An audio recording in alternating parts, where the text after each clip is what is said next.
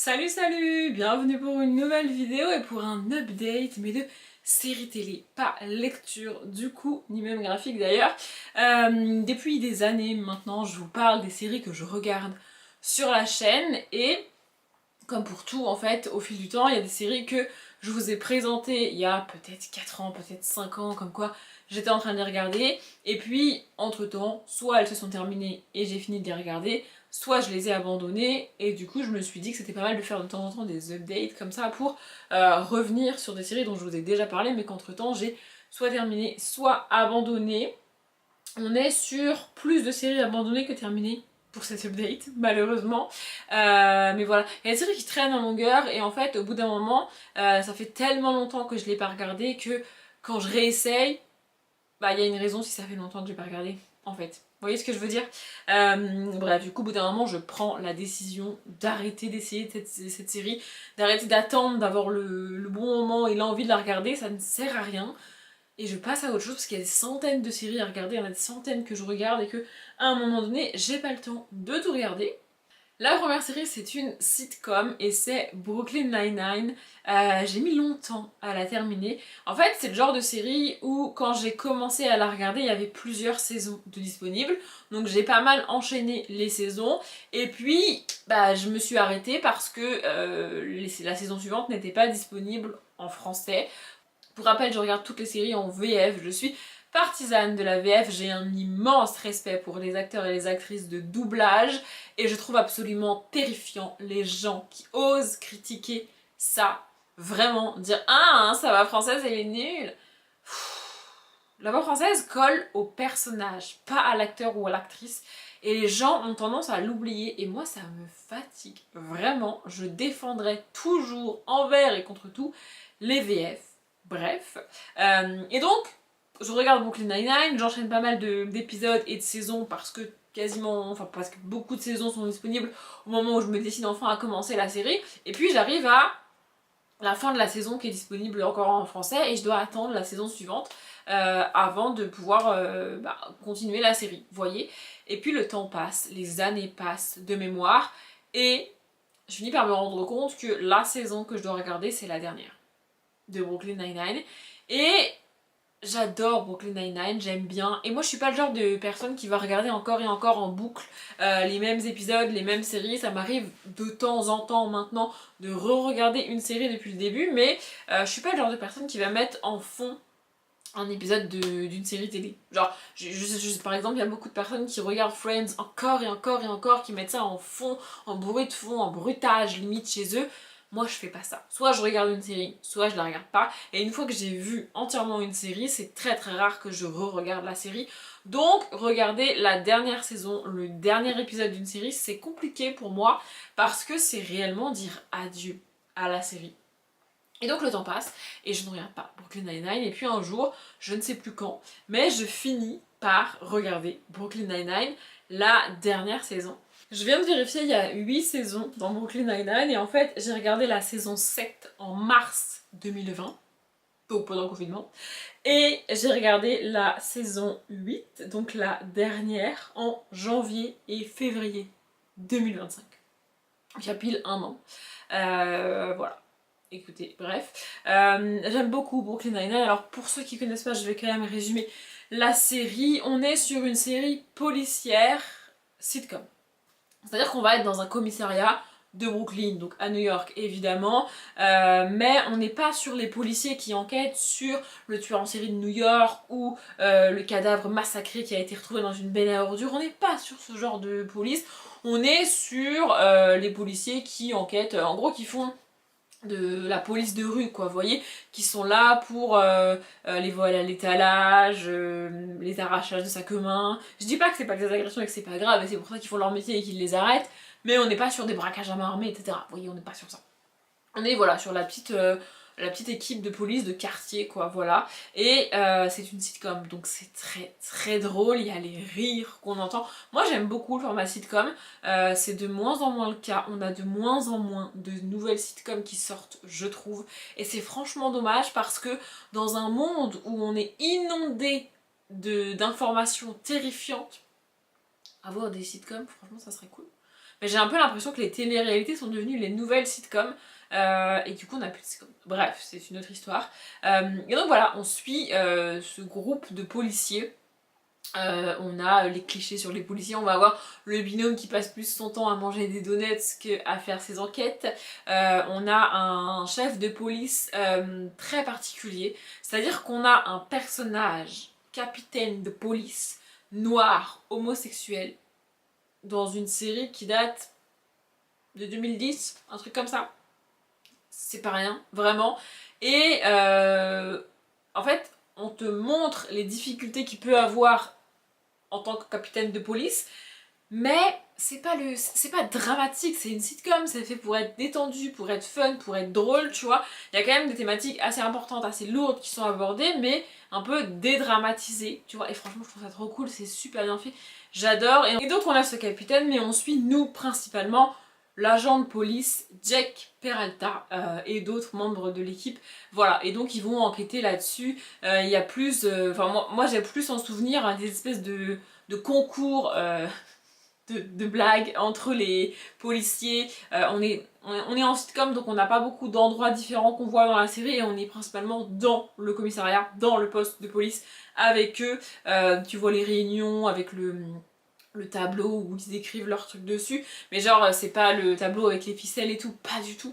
Vraiment t'as le capitaine qui essaye de tenir son équipe mais Jake n'en a rien à faire, il est extrêmement dissipé. Il y a aussi une jeune femme qui s'appelle je ne sais plus comment, je suis désolée, et qui elle est c'est Hermione, vraiment c'est la bonne élève par excellence, sauf qu'avec Jake dans son équipe et les deux autres qui passent leur temps à manger des donuts, bon bah tu peux pas faire grand chose non plus tu vois. Mais elle a vraiment ce côté très carré, elle a toujours rêvé de devenir policière, elle veut faire avancer les choses, etc. etc.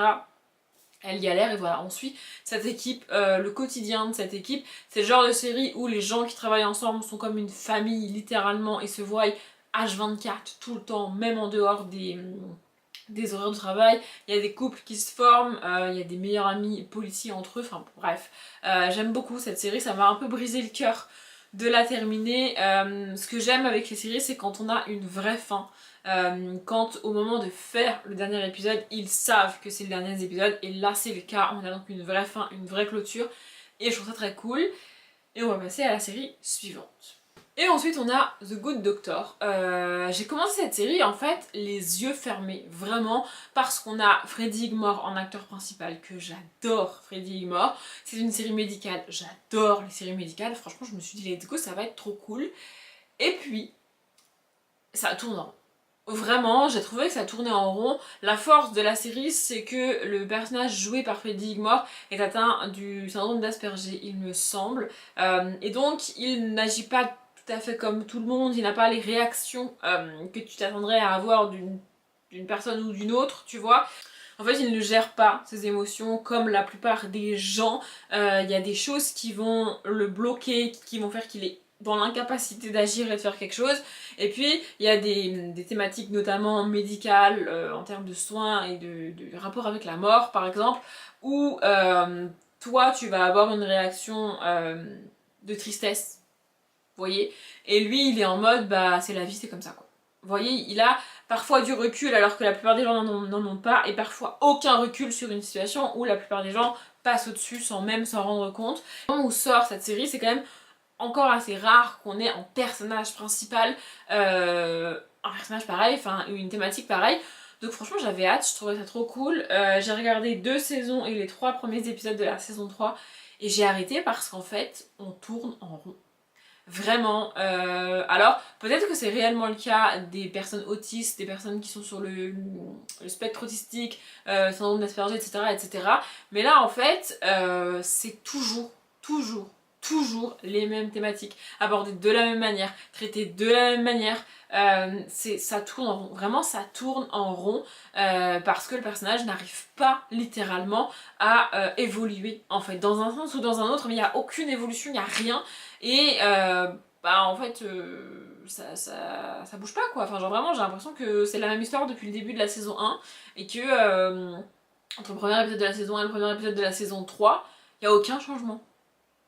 C'est la même histoire. Vraiment, c'est encore et encore en boucle la même histoire qui revient, avec quelques petits éléments qui diffèrent, mais en vrai, pas suffisamment, je trouve. J'ai insisté pour cette série parce que j'adore l'acteur vraiment, mais au bout d'un moment, je pouvais plus, donc j'ai lâché l'affaire.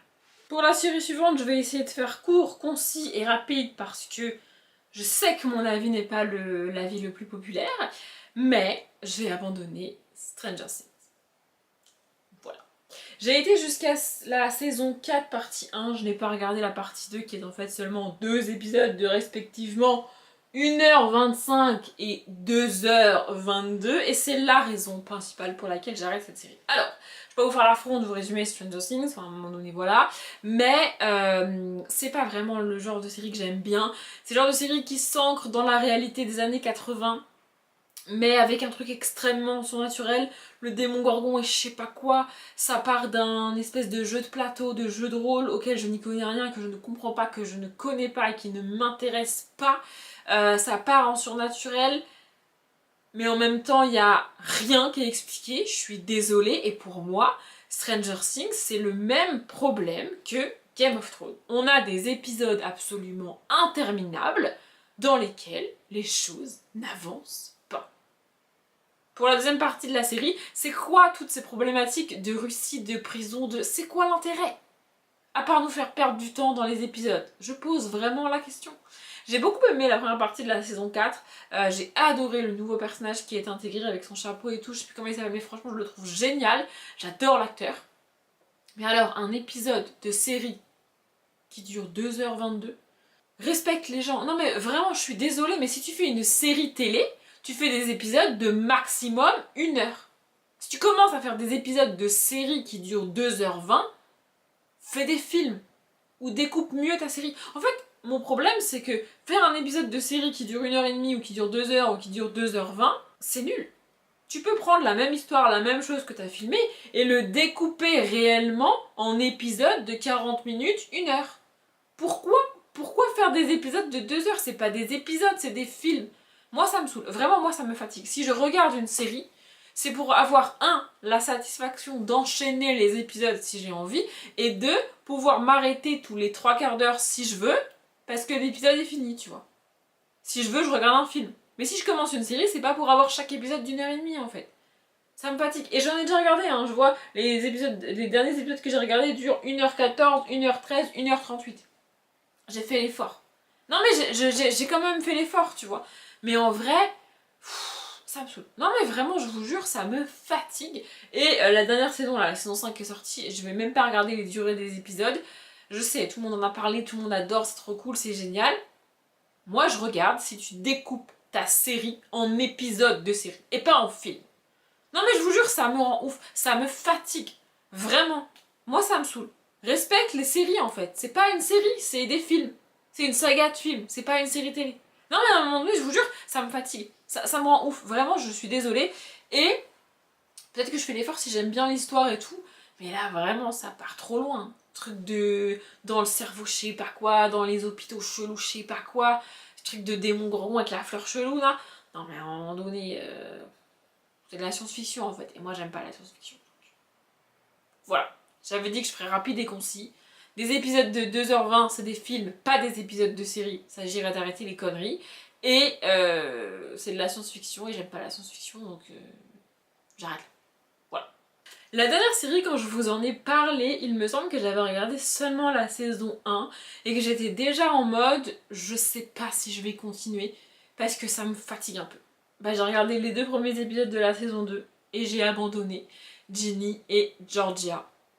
Il y a trop de supposés pour moi dans cette série, il y a trop de peut-être qu'il se passe un truc mais on vous le dit pas, peut-être que... Mais en fait je sais pas, ça me saoule quand ça fait ça. Vraiment, soit tu me dis les choses, soit tu me montres les choses, soit tu te tais. Je vous jure c'est un truc qui me rend ouf. Toutes ces suppositions en fait. Et vraiment ça me le fait, par exemple quand on regarde une série avec monsieur, une série policière et qu'on a chacun notre avis, on va se mettre à débattre sur le pourquoi du comment. Et au bout d'un moment je suis en mode stop.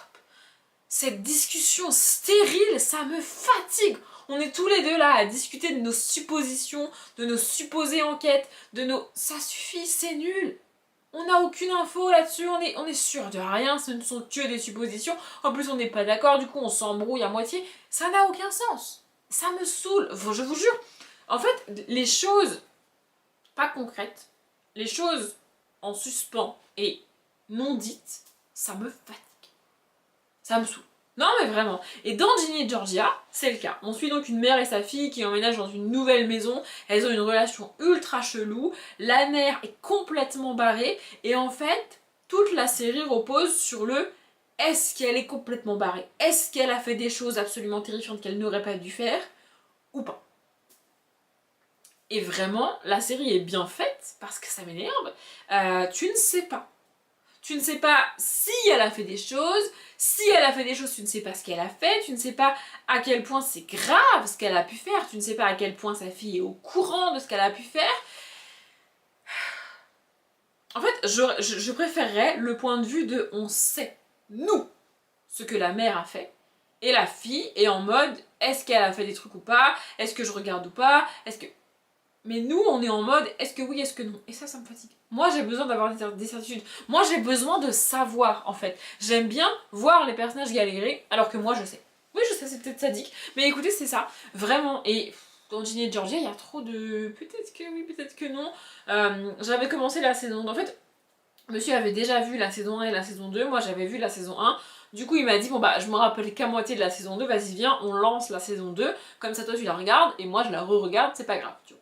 On a regardé 2 épisodes, et après, pendant des jours, il était en mode, oh regarde, on regarde pas, moi j'ai envie de regarder, on avance, vas-y, on avance. J'étais en mode, je ne veux pas regarder, ça me saoule, en fait. Du coup, il a fini par avancer tout seul de son côté, et je ne sais même pas s'il a fini la série, parce que je crois que dans le courant de la saison 3, ça l'a gonflé.